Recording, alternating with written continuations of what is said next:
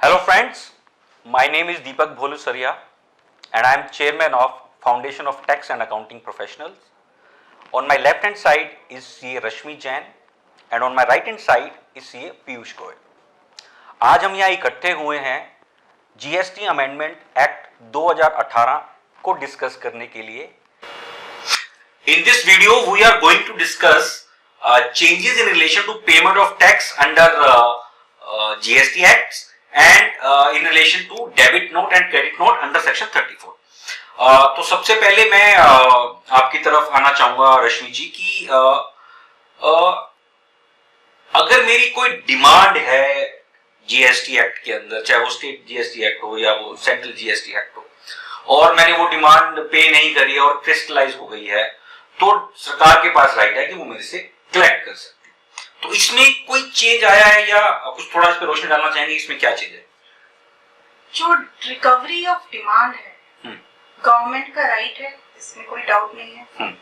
पर अब जो जीएसटी की जहां तक हम बात करते हैं, जीएसटी एक नया कॉन्सेप्ट लेके आया था हमारे लिए, डिस्टिंक्ट पर्सन का. जी, डिस्टिंक्ट पर्सन हम उसे कहते थे. मेरी ही अलग अलग जगह मैंने स्टेट्स में ब्रांचेस खोली हैं, वहां मैंने अलग अलग रजिस्ट्रेशन लिए और उसने डिस्टिंक्ट पर्सन बना दिया. यानी कि जो हम पहले ब्रांच ट्रांसफर करते थे, दिल्ली से मैंने हरियाणा अपनी ब्रांच को माल भेजा तो वो सप्लाई नहीं होता था, पर जीएसटी उसे सप्लाई मानता है. यानी कि मैंने यहाँ से वहाँ माल भेजा तो वो टैक्सेबल हो गया और टैक्स लग गया. यानी कि कानून के अंदर अगर मेरी दो यूनिट्स हैं तो इवन दो तो वो एक ही अम्ब्रेला का पार्ट है, पर for the purpose of लेवाई, for the purpose of GST act, वो दोनों को अलग अलग व्यक्ति माना गया. जी. अब जब दो अलग अलग व्यक्ति बन गए, ये सब चीज हमें बिल्कुल क्लियर है. इस अमेंडमेंट एक्ट के थ्रू गवर्नमेंट ने अपने फायदे के लिए बहुत ही बड़ा चेंज किया. और वो चेंज उन्होंने ये किया कि उन्होंने कहा कि अगर दिल्ली में आपकी डिमांड निकली और मैं आपसे रिकवर नहीं कर पा रहे हैं तो हम आपके हरियाणा से रिकवर कर लेंगे. आप रिकवरी के लिए डिस्टिंक्ट नहीं हो, रिकवरी के लिए सेम हो. यानी कि रिकवरी के लिए तो एक है जी, और जब टैक्स देने की बात है, जब आईटीसी देने की बात है, तब मैं अलग अलग हूँ. Very interesting change. तो ये एक ऐसा चेंज है जो हमें डिमांड्स के केस में बहुत हाई लेवल तक हिट करेगा. तो आई थिंक ये बड़ी श्रूडली से जो है सरकार ने इसमें ये चेंज इंट्रोड्यूस कर दी कि अगर मेरे आपके एक यूनिट से मैं पैसा रिकवर नहीं कर पा रहा हूं तो आपके दूसरे यूनिट से रिकवर कर लूंगा. जबकि ऐसा हो सकता है रियल लाइफ में कि मेरे एक यूनिट में लायबिलिटी और एक यूनिट में मेरे पास क्रेडिट पड़ा है, तो मैं वो क्रेडिट यूज नहीं कर सकता, लेकिन जब डिमांड की बात आएगी तो सरकार वो पैसा उठा सकती है. Very interesting change. आगे बढ़ते हैं. आई थिंक यही एक चेंज है उसमें जो है. आगे बढ़ते हैं क्रेडिट नोट डेबिट नोट की तरफ. एक 34 में एक बड़ी इंटरेस्टिंग कंडीशन है, read with rules and returns, कि जब मैं क्रेडिट नोट इश्यू करता हूं तो मैं क्रेडिट नोट हर बिल के साथ मुझे उसको लिंक करना पड़ता है. बिकॉज जब मैं रिटर्न भरने जाऊंगा तो जब तक आप ओरिजिनल इनवॉइस का रेफरेंस नहीं देते, चाहे वो डेबिट नोट की बात करें या क्रेडिट नोट की बात करें, तो तब तक आपका पोर्टल जो है उस क्रेडिट नोट को एक्सेप्ट नहीं करता. तो आई थिंक इंडस्ट्री की काफी मेजर डिमांड थी इसको लेकर कि इसके ऊपर भी कुछ किया जाए. तो आई बिलीव इसमें कुछ चेंज आया, थोड़ा मुझे बता पाएंगे हमारे दर्शकों को कि क्या चेंज आया है? जी, डेबिट नोट और क्रेडिट नोट हमारी जो ट्रेड है उसका एक डे टू डे लाइफ का पार्ट है. हमें डिफरेंट चीजों के लिए डेबिट क्रेडिट नोट इश्यू करने ही पड़ते हैं. बिल्कुल ठीक. जीएसटी जो इनिशियली बिफोर अमेंडमेंट था, वहां वो ये कहता था आपको हर एक टैक्स इनवॉइस के लिए एक सेपरेट डेबिट नोट इश्यू करना है या क्रेडिट नोट इश्यू करना है, क्योंकि जो वो डेबिट या क्रेडिट नोट है आपका, उसको आपको पर्टिकुलर इनवॉइस से लिंक करना है. जब तक आप उसको उससे लिंक नहीं करते थे, जीएसटी पोर्टल उसको उठाता नहीं था. मतलब आप उसको फीड नहीं कर सकते थे. तो वो एक बहुत बड़ी प्रॉब्लम थी जिसकी वजह से बहुत रिटर्न्स रुक जाती थी हमारी, और पर्पस ऐसा जो मुझे लगता है कोई हल नहीं होता था. उन सब पोजीशंस को गवर्नमेंट ने कैटर करते हुए एक भी अच्छा वेलकम चेंज वो लेके आए हैं कि आप ड्यूरिंग द फाइनेंशियल ईयर चाहे तो एक सिंगल कंसोलिडेटेड डेबिट या क्रेडिट नोट इशू कर दीजिए, तो वो आपका वैलिड हो गया. इसके अंदर जो नोट करने वाली बात ये है कि आप चाहें तो 1-to-1 का कोरिलेशन बिठा सकते हैं, आप चाहें तो मंथली इशू कर सकते हैं, आप चाहें तो फाइनेंशियल ईयर में एक ही कर सकते हैं. तो ये चीज तो रिक्वायरमेंट कह दी, लेकिन इसके ही साथ जब हम सेक्शन 15 देखते हैं, वहां से वो ये कहता है कि हमारे को उसकी लिंकिंग तो फिर भी करनी है, वो बात अलग है कि हमें रिटर्न्स में उसको दिखाना नहीं है। तो विशेष पे थोड़ा कुछ ऐड करना चाहेंगे इस एस्पेक्ट के ऊपर जो अभी रश्मि जी ने अभी जिसके ऊपर रोशनी डाली? कहीं ना कहीं जो मेरे को समझ में आया, क्रेडिट डेबिट नोट की जो अमेंडमेंट है ये पोर्टल रिलेटेड इश्यूज को ज्यादा कैटर कर रही है रादर देन जो एक सबसे बड़ा इशू पहले था और जो आज भी इस अमेंडमेंट के बाद मेरे को दिख रहा है कि जो लिंकेज ऑफ इनवॉइसेस है वो आज भी वैलिड है।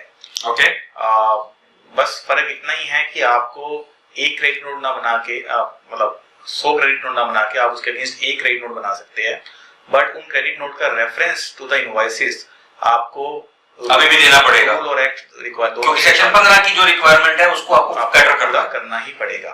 अब देखने वाला सवाल ये है कि क्या ये रेफरेंसेस हमसे पोर्टल किसी और तरीके से मांगता है या वो असेसमेंट पे छोड़ता है, ये टाइम बताएगा। बट मेरे ख्याल से जो एक इनवॉइस लिंकेज का जो पेन था वो टैक्स पेयर्स के लिए अभी भी बना, but still I suppose practically कहीं ना कहीं अगर मैं इसको जज करूं तो ये कहीं ना कहीं मेरे को ऐसा लगता है कि शायद ये वेलकम चेंज है, रिलीफ जरूर है।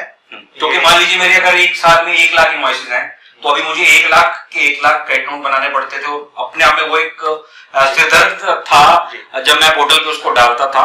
और शायद इसीलिए काफी हद तक इंडस्ट्री में एक प्रैक्टिस डेवलप हो गई थी कि अगर आप क्रेडिट नोट इशू करोगे तो आप without GST credit note issue करने लग जाते थे, बिकॉज आपके लिए थोड़ा प्रैक्टिकली इम्प्रैक्टिकल था कि आप पूरे साल के जो 1 लाख इनवॉइसेस हैं उसके next 1 lakh credit note issue करो। तो आप आई थिंक अब मैं एक क्रेडिट नोट इशू कर सकता हूं, रेफरेंस डेफिनेटली मुझे अभी भी देने पड़ेंगे क्योंकि सेक्शन 15 की रिक्वायरमेंट है। तो मेरे को ऐसा लगता है कि ये कहीं ना कहीं वेलकम चेंज है।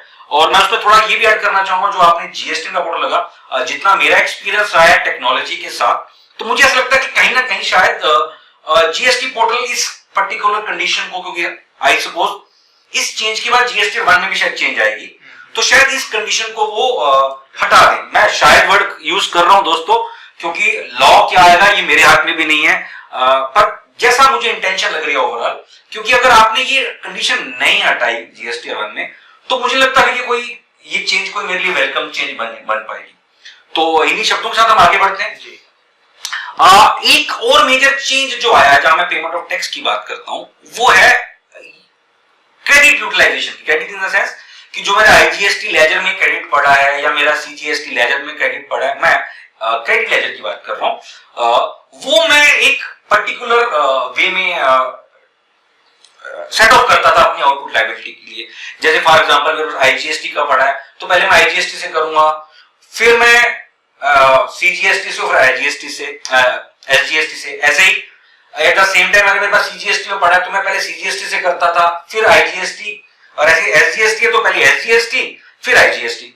तो क्या इसमें कोई चेंज आया है जो कि मेजर पैराडाइम शिफ्ट है एग्जिस्टिंग प्रोविजन से? जी, बड़ा ही मेजर चेंज है दीपक जी इसमें भी।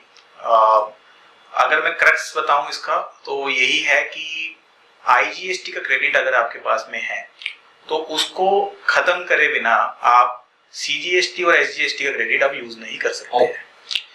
और इसके पीछे जो कारण भी जो समझ में आ रहा है वो यही है कि आईजीएसटी जो क्रेडिट होता है वो आईजीएसटी टैक्स एक्चुअली अपने आप में कोई किसी गवर्नमेंट का टैक्स नहीं है, that's a tax collecting mechanism, combination of CGST and SGST in any case, right. तो मेरे पास जो एसजीएसटी या सीजीएसटी का क्रेडिट पड़ा है वो अगर मैं सीजीएसटी के अगेंस्ट यूज करता हूँ या एसजीएसटी के यूज अगेंस्ट करता हूँ तो अल्टीमेटली वो उसी गवर्नमेंट के पास रिस्पेक्टिवली जाना है जहां से मैंने क्रेडिट लिया है। प्रॉब्लम गवर्नमेंट को वहां आ रही थी जहां पे आईजीएसटी का क्रेडिट खड़ा था और वो डिस्ट्रीब्यूट नहीं हो पा रहा था बिकॉज मैं उस क्रेडिट को छोड़ देता था और अपने सीजीएसटी और एसजीएसटी क्रेडिट को यूज कर लेता था। सेट ऑफ ही नहीं किया मैंने, सेट ऑफ नहीं करा, और मैं उसको कहीं ना कहीं, क्योंकि वो सेट ऑफ करना सबके लिए पॉसिबल था, एसजीएसटी के अगेंस्ट भी सीजीएसटी के अगेंस्ट भी, तो मैं उसको प्रेफर करता था कि मैं उसको यूज ना करके, और कहीं ना कहीं मुझे पोर्टल भी अलाउ नहीं करता, वो यूनिवर्सल नेचर का था। हाँ, कि मैं सीजीएसटी की अगेंस्ट यूज कर सकता हूं, आईजीएसटी की अगेंस्ट यूज कर सकता हूं, एसजीएसटी की अगेंस्ट यूज कर सकता हूं। तो अगर मैं इसको समराइज करूं तो आप आज के दिन में जो रूल रहेगा सेट ऑफ का वो ये ऐसे रहेगा,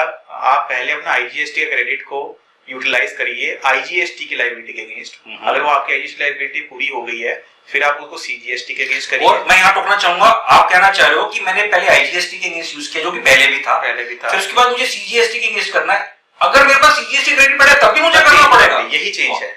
तो आपको सीजीएसटी के भी अगेंस्ट करना है और अगर फिर भी बच गया तो आप रेस्ट जो है एसजीएसटी के, यानी कि जब तक मैं आईजीएसटी कंज्यूम नहीं कर लूंगा तब तक मुझे सीजीएसटी और एसजीएसटी की तरफ झांकना भी नहीं है। ओके, फिर आप आइए सीजीएसटी क्रेडिट पे। सीजीएसटी क्रेडिट को आप अगेन यूज करिए सीजीएसटी के लिए पहले, और बच गया तो फिर वो आईजीएसटी जो पहले भी लॉ था। पहले भी तो था। मेजर चेंज वो है, वो आईजीएसटी के रिलेशन में आया कि पहले सारा आईजीएसटी एग्जॉस्ट करना है, तभी आप एसजीएसटी और सीजीएसटी की तरफ देख सकते हो। जी। ओके, तो दोस्तों आपने देखा कि ये काफी मेजर चेंज है। और आई थिंक अगर आप किसी एग्जांपल के साथ इस नए प्रोविजन को देखेंगे तो आप देख पाएंगे कि कहीं ना कहीं आपके पास आईजीएसटी तो पूरा खत्म हो गया है, नहीं तो सीजीएसटी या मोस्ट प्रोबेबली एसजीएसटी आपके पास बच गया है। और मैं आशा करता हूं दीपक जी इसी बात के साथ कि ये अमेंडमेंट क्योंकि 1 फेब से मोस्ट प्रोबेबली आ जाएगी, तो पोर्टल भी 1 फरवरी से इसको इंप्लीमेंट कर पाएगा। तो इसमें एक इंटरेस्टिंग क्वेश्चन मेरे दिमाग में आ रहा है कि मान लीजिए ये 1 फरवरी से लागू हो गया और मेरी अभी जनवरी की रिटर्न भी बची हुई है, मेरी दिसंबर की रिटर्न भी बची हुई है, नवंबर की भी बची हुई है, तो क्या ये नया कानून मेरा उन रिटर्न्स पे भी लागू होगा जिनको मैंने अभी तक फाइल नहीं किया या सर्ट ऑफ नहीं किया, या केवल फरवरी ऑनवर्ड जो रिटर्न्स हैं उन पर ही लागू होगा?